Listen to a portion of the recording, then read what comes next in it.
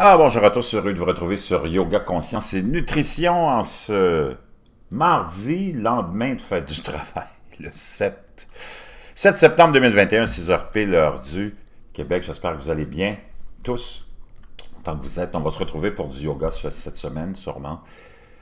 Très occupé, j'ai passé un été au travail, aux travaux forcés avec 2 emplois. Mais que voulez-vous, c'est ça, la situation est des plus étranges pour tout le monde, je pense. Maintenant, je voulais vous parler de quelque chose qui n'est pas nouveau, hein? La recherche de l'élixir de jeunesse, hein? Et ça, c'est depuis toujours que l'humain cherche ça. Le corps étant un véhicule vieillissant et qui vieillit, il y a certaines personnes qui ne l'acceptent pas et voudraient rajeunir leurs cellules, rajeunir leur corps, hein? Et peut-être même avoir la vie éternelle sur Terre, on ne sait jamais. Et on travaille à ça depuis longtemps. On se casse la tête avec ça depuis longtemps. Et aujourd'hui, on a des gens très très riches et célèbres qui investissent dans des entreprises via des fondations, puis c'est ça qu'on va aller voir ensemble. Et c'est sérieux, et on embauche des scientifiques et on les paye grassement, parce qu'il y a certains progrès qui se font naturellement au niveau des cellules souches entre autres. On essaie de renverser le processus de vieillissement pour ramener ça à l'état embryonnaire, imaginez-vous. Alors que il y a une seule et unique chose qui est éternelle, et c'est juste pour tout le monde, et c'est tout le monde qui a cette chance-là, et c'est votre personnalité, votre âme, appelez-le comme vous voulez, hein, votre esprit, ce que vous êtes, cette entité-là est éternelle. Et ça, tu peux rien y faire. Tu vas être là pour toujours, que tu le veuilles ou non. Mais le corps dans lequel tu es, lui, a une date de péremption. Puis ça, tu peux rien y faire. Puis c'est pas les milliards de Jeff Bezos qui va changer ça, mais voyez-vous, ces gens-là sont stupides et riches, et perdent leur temps, perdent leur argent, et sont même, des fois, on pourrait même se demander s'ils ne sont pas dans l'immoralité.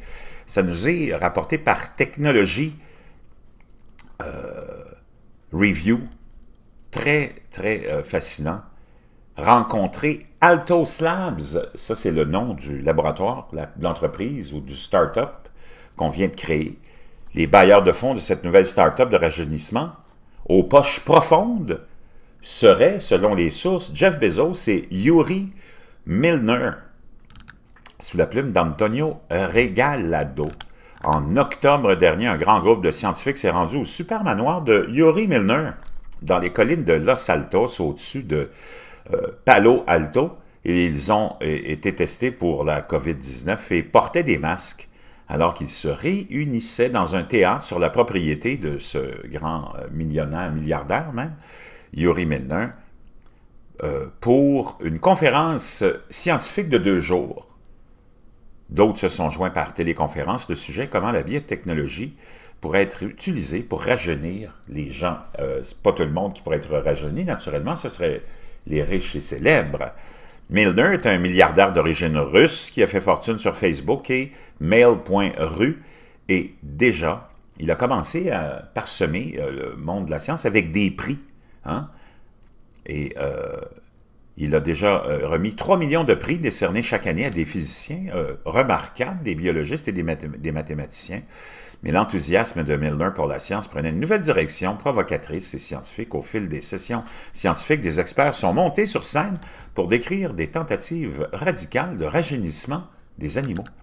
Cette réunion a maintenant conduit à la formation d'une nouvelle société anti-âge ambitieuse appelée Altos Labs. Selon des personnes familières avec les plans, Altos poursuit une technologie de reprogrammation biologique, un moyen de rajeunir les cellules en laboratoire qui, selon certains scientifiques, pourrait être étendu pour revitaliser des corps animaux entiers, prolongeant finalement la vie humaine, hein? La fameuse fontaine de jouvence qu'on cherche depuis toujours. C'est complètement ridicule, c'est complètement absurde, c'est complètement, encore là, irrationnel, et c'est toujours la fuite vers l'avant, alors que tu as la seule et unique entité qui est éternelle, c'est ton âme, c'est ton esprit. Appelle ça comme tu veux, c'est ta personnalité, c'est ce qui te définit. Ton corps ne te définit pas, c'est ce qui est ton entité qui te définit. Ton entité est immatérielle et elle est immortelle.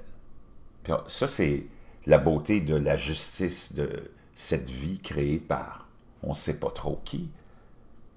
Tout le monde est au même niveau, tout le monde est au même pied d'égalité, tout le monde a cette personnalité, cette entité qui est éternelle. Le corps, lui, tu ne peux pas l'empêcher de vieillir, et il n'y a aucun de ces clowns qui pourra l'empêcher de vieillir. Tu peux en prendre soin, et c'est important d'en prendre soin, tu dois bien te nourrir, tu dois bien l'alimenter, tu dois t'en occuper, en faire une maintenance, t'entraîner, faire de la méditation, faire de l'exercice, bien manger, éviter tous les produits néfastes, surtout pour ton âme, mais aussi pour le corps, l'alcool, la drogue.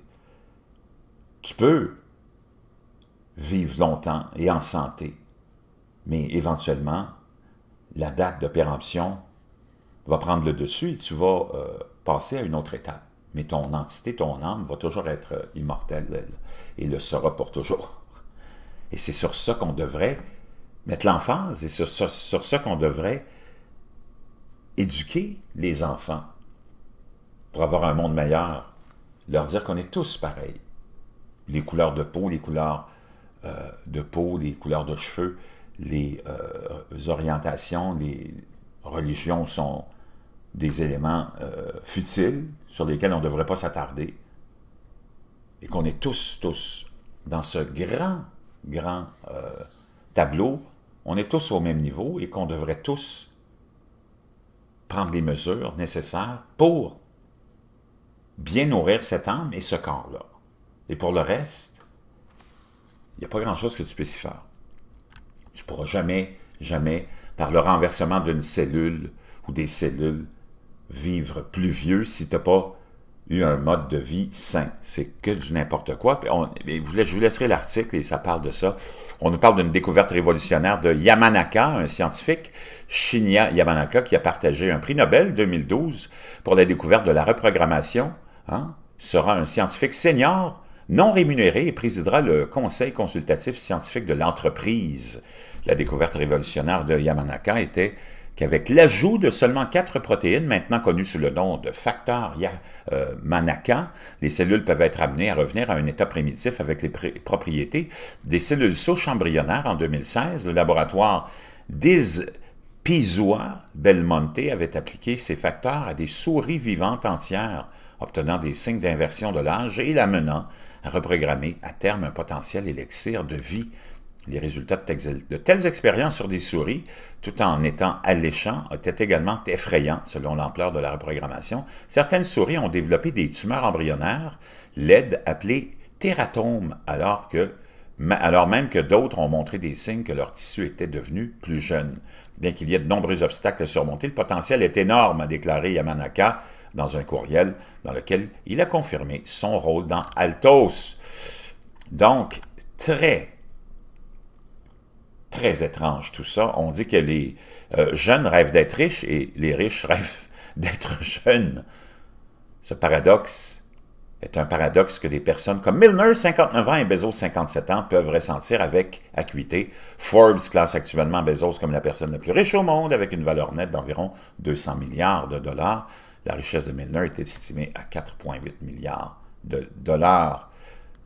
Bezos Expeditions, le bureau d'investissement du fondateur d'Amazon, n'a pas répondu à un courriel sollicitant des commentaires. Donc, un petit peu épeurant. J'ai hâte de voir aussi comment la communauté et les groupes qui protègent les animaux vont réagir à des projets comme ceux-là. Mais enfin,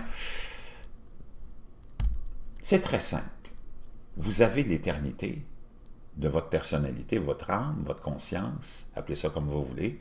Quant au corps, prends-en soin, mais il n'y a rien qui va pouvoir arrêter le processus de vieillissement. Puis c'est ça qui fait aussi que la vie est si belle.